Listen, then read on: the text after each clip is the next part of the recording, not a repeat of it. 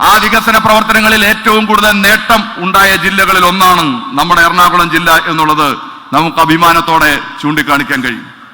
ഇന്നിപ്പോ ഈ യോഗം ചേരുമ്പോൾ ഒരു പ്രത്യേകതയുണ്ട്. എറണാകുളത്തിന്റെ ഏറ്റവും സുപ്രധാനമായ പ്രശ്നങ്ങളിൽ ഒന്നാണ് വെള്ളക്കെട്ടിന്റെ പ്രശ്നം. അത് പരിഹരിക്കുന്നതിന് ഏറ്റവും ശാസ്ത്രീയമായ സമീപനം കേരളത്തിന്റെ മുഖ്യമന്ത്രിയുടെ നേതൃത്വത്തിൽ ഇതിനകം തന്നെ ആരംഭിച്ചു കഴിഞ്ഞിരുന്നു. ഇന്ന് രാവിലെ മുഖാമുഖം പരിപാടിയുടെ ഭാഗമായി കേരളത്തിന്റെ മുഖ്യമന്ത്രി ആ വേദിയിൽ സൂചിപ്പിക്കുകയുണ്ടായി. ഈ എറണാകുളത്തെ 6 പ്രധാനപ്പെട്ട അത് ശുചീകരിച്ച് ഗതാഗത യോഗ്യമാക്കുന്നതോടൊപ്പം തന്നെ വെള്ളക്കെട്ടിന്റെ പ്രശ്നം ശാശ്വതമായി പരിഹരിക്കപ്പെടാൻ കഴിയുന്ന വിധത്തിലേക്ക് പ്രവർത്തനങ്ങളെ മാറ്റാൻ വേണ്ടി പോകുന്നു. അതിനുവേണ്ടി ഇന്ന് രാവിലെ ചേർന്ന മന്ത്രിസഭാ യോഗം 3716.10 കോടി രൂപ എറണാകുളത്തിന് അംഗീകരിച്ചു എന്നുള്ളത് അഭിമാനത്തോടെ നമുക്ക് ചൂണ്ടിക്കാണിക്കാൻ കഴിയുന്നതാണ്.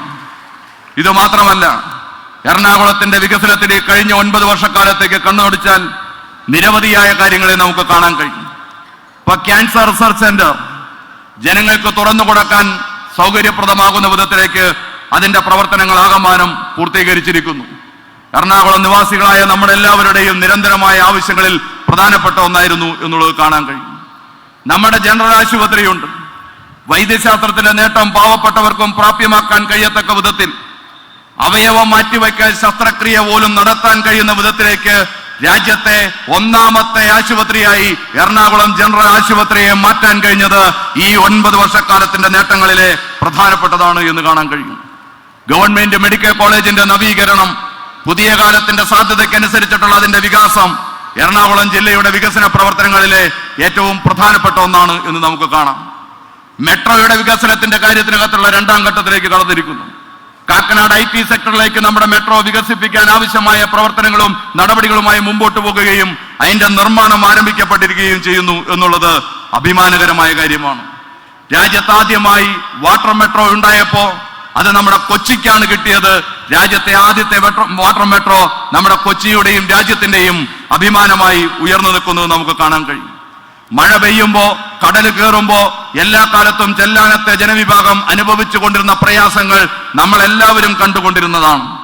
എന്നാൽ ടെട്രോപാഡ് സംവിധാനത്തെ ക്രമപ്പെടുത്തി ചെല്ലാനത്തിന്റെ കടലുകയറ്റവുമായി ബന്ധപ്പെട്ടുള്ള പ്രയാസത്തെ ഫലപ്രദമായി ചെറുത്തു നിൽക്കുന്ന 1ാം ഘട്ട പ്രവർത്തനം പൂർത്തീകരിച്ച് ആ പാവപ്പെട്ട മനുഷ്യർക്ക് അവിടെ ജീവിക്കാൻ അവസരമുണ്ടാക്കിയതും ഈ ഗവൺമെന്റിന്റെ മികച്ച നേട്ടങ്ങളിൽ പ്രധാനപ്പെട്ടതാണ് എന്ന് നമുക്ക് കാണാൻ കഴിയും. കോടാനുകോടി രൂപ ചെലവഴിച്ച് നിർമ്മാണം നടക്കുന്ന പെട്രോകെമിക്കൽസ് പാർക്കിന്റെ നിർമ്മാണം പൂർത്തീകരിച്ച് അത് ജനങ്ങൾ സമർപ്പിക്കാൻ കഴിയുന്ന വിധത്തിലേക്ക്, നാടിനെ സമർപ്പിക്കാൻ കഴിയുന്ന വിധത്തിലേക്ക് മാറിക്കഴിഞ്ഞിരിക്കുന്നു.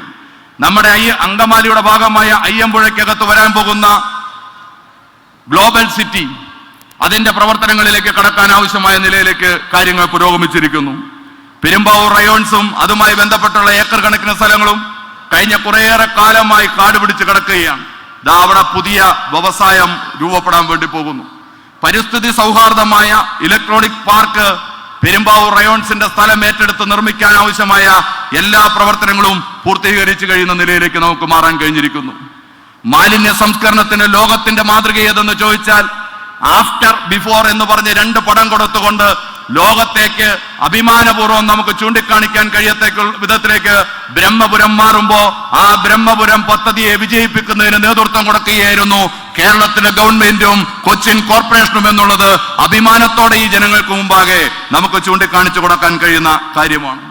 നാഷണൽ ഹൈവേയുടെ വികസനം കേരളത്തിന്റെ തന്നെ മുഖച്ഛായ മാറ്റുന്ന, ഒരിക്കലും സാധ്യമാകില്ലെന്ന് പറഞ്ഞ് ഉപേക്ഷിക്കപ്പെട്ട നാഷണൽ ഹൈവേയുടെ വികസനം ഇടപ്പള്ളി മുതൽ മൂത്തകുന്നം വരെ കഴിഞ്ഞ കുറേയേറെ വർഷക്കാലമായി അതിന്റെ വികസന കാര്യങ്ങൾ നമ്മൾ ചർച്ച ചെയ്യുകയായിരുന്നു. എന്നാൽ ഇന്ന് നാഷണൽ ഹൈവേയുടെ വികസനം യാഥാർത്ഥ്യമാകുന്ന നിലയിലേക്ക് വന്നിരിക്കുന്നു. തീരദേശ ഹൈവേയും മലയോര ഹൈവേയും യാഥാർത്ഥ്യമാകുന്നു കേരളത്തിനകത്ത്. അതിന്റെ ഭാഗമായി നമ്മുടെ എറണാകുളത്തിന് കിട്ടുന്ന ഗുണം ചില്ലറയല്ല എന്നുള്ളത് കാണാൻ കഴിയും. ആയിരക്കണക്കിന് പാവപ്പെട്ട ആളുകൾക്കാണ് ക്ഷേമ പെൻഷൻ നമ്മുടെ നാടിനകത്ത് കൊടുത്തുകൊണ്ടിരിക്കുന്നു. അതുപോലെ തന്നെയാണ് ആയിരക്കണക്കിന് മനുഷ്യർക്ക് പട്ടയവും കൊടുത്തുകൊണ്ടിരിക്കുന്നു എന്നുള്ളത് കാണും. അങ്ങനെ പട്ടയം ഉൾപ്പെടെ കിട്ടിയ ആയിരക്കണക്കിന് മനുഷ്യർ നമ്മുടെ ജില്ലക്കകത്ത് ഉൾപ്പെടെയുണ്ട്. ഞാൻ എല്ലാ വിശദാംശങ്ങളിലേക്കും പോകുന്നില്ല. ഈ ഗവൺമെന്റ് 9 വർഷക്കാലം കൊണ്ട് നടപ്പാക്കിയ വികസനങ്ങൾ എണ്ണി പറയാൻ തീരുമാനിച്ചാൽ നേരം പുലരുന്നവരെ പറഞ്ഞാലും തീരാത്തത്ര വികസനമുള്ള ഗവൺമെന്റിന്റെ പേരാണ് സഖാവ് പിണറായിയുടെ നേതൃത്വത്തിലുള്ള ഇടതുപക്ഷ ഗവൺമെന്റ് എന്നുള്ളത് കാണണം. അതുകൊണ്ട് ഞാൻ മറ്റു വിശദാംശങ്ങളിലേക്ക് പോകുന്നില്ല.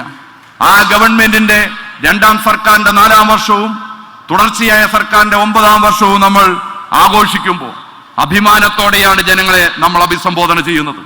പറഞ്ഞ വാക്കുകൾ പാലിച്ച് ജനാധിപത്യത്തിന് പ്രധാനപ്പെട്ടവർ ജനങ്ങളാണ് എന്ന ബോധ്യത്തിൽ നിന്നുകൊണ്ട് അവർക്ക് നൽകിയ വാക്കുകൾ ഓരോന്നും പാലിച്ച് അവരോട് ചെയ്ത കാര്യങ്ങൾ എവിടെ എത്തി എന്ന് വിശദീകരിച്ചാണ് നമ്മൾ മുമ്പോട്ട് പോകുന്നത്. ഒരു സംശയവും വേണ്ട, കേരളത്തിന്റെ പുരോഗതിക്ക്, കേരളത്തിന്റെ ക്ഷേമ പ്രവർത്തനത്തിന്റെ നിലനിൽപ്പിന്, മതനിരപേക്ഷതയുടെ കരുത്തോടെ കേരളം നിലനിൽക്കാൻ ഈ കേരളത്തിന്റെ തുടർച്ചയിൽ ഇടതുപക്ഷ ഗവൺമെന്റ് ഉണ്ടാകണം എന്നാഗ്രഹിക്കുന്നു ഈ മലയാള നാട് എന്ന് സാക്ഷ്യപ്പെടുത്തുന്നതാണ് ഈ തടിച്ചുകൂടുന്ന 10,000ങ്ങളുടെ പങ്കാളിത്തം വിളിച്ചു പറയുന്നത് എന്ന കാര്യം സംശയമാണ്.